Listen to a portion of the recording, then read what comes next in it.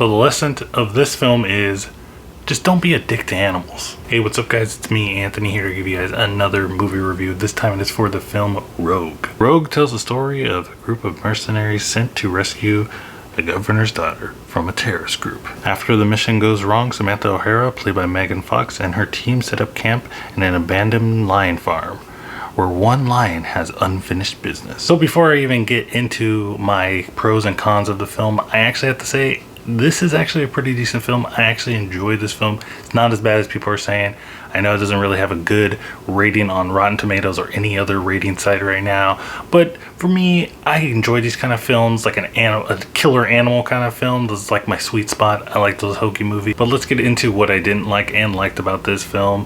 First off, we have to talk about Megan Fox. Hollywood has not been good to Megan Fox. I mean, there's like so much stories that recently just came out of her on set of Transformers and her and Jennifer's Body, which is a movie I really liked when I was younger. And now that you hear the stories that come out about her on set and how she felt about doing Jennifer Body, it's like I can't even watch that movie anymore. So how is Megan Fox in Rouge? I will have to say she's okay. I don't know if it's her acting or the direction.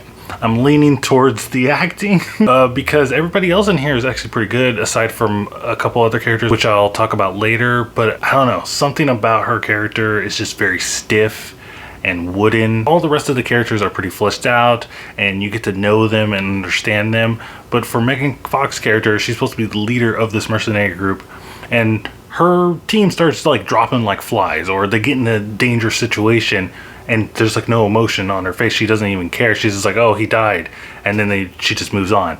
I don't know if that was a choice in the script to make the captain of this group to be just really hardened and like, I just have to continue, I have to complete the mission.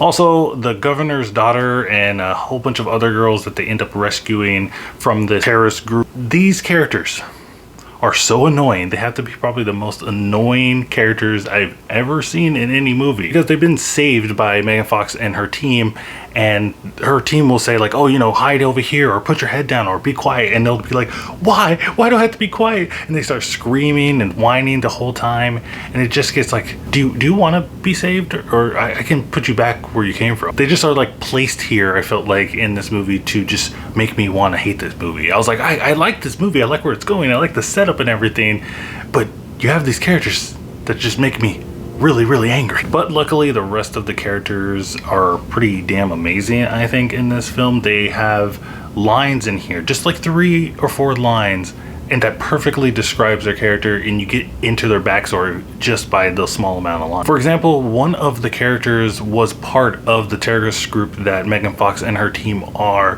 running away from, and he has a confrontation with the governor's daughter, who was captured by this terrorist group, and they have a little back and forth.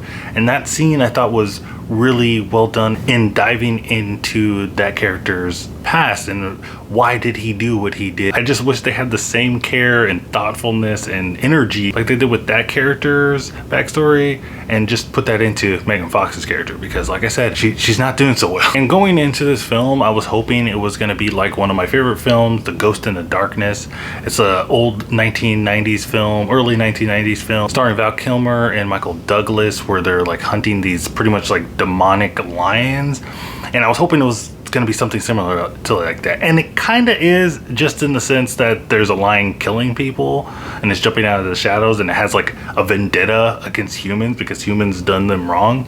So this lion in this movie was part of this lion farm and it's getting tortured, and it has a reason why it's attacking people. But that would be all good and fine and dandy if the lion wasn't so badly CGI'd. I mean, this lion looks like a PlayStation 3 game. Pretty much like the graphics in a PlayStation 3 game. So jarring, and it takes you out of the movie so bad. Like there's a moment, there's a scene in here where the lion is walking and it's stuttering. It was stuttering so bad that I thought the movie was like glitching. It's just weird that we're in 2020 and a movie has such really bad CGI, and then you go back to a movie, like I said before, The Ghost in the Darkness, and it's in the early 90s, so you know, 80s were just a couple years before this, and the CGI in that one is better than this one. I mean, we live in a time where we got CGI lions like the one from the live action Lion King. Do better, guys. Overall, I actually enjoyed this film. Like I said, if you're into those movies where there's a killer animal and it's out to kill people, if you like that kind of film, definitely go check out Rogue. But guys, let me know what you think of Rogue in the comments down below. What do you guys think of Megan Fox? Do you think she's been mistreated by Hollywood? Do you think we should, give her another chance? Do you think she deserves another chance? Let me know in the comments down below. Also guys, check out my Twitter so you can stay up to date with my channel. And remember guys, keep watching movies.